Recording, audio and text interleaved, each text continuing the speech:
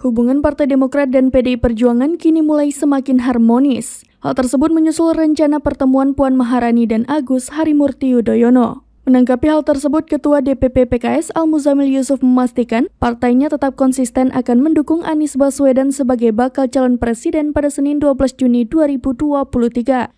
Menurutnya, Demokrat akan membuka komunikasi dengan berbagai partai politik dan tokoh di luar parpol koalisi merupakan hal yang biasa. Sebab salah satu dari tugas dan fungsi parpol adalah untuk berkomunikasi dengan semua pihak.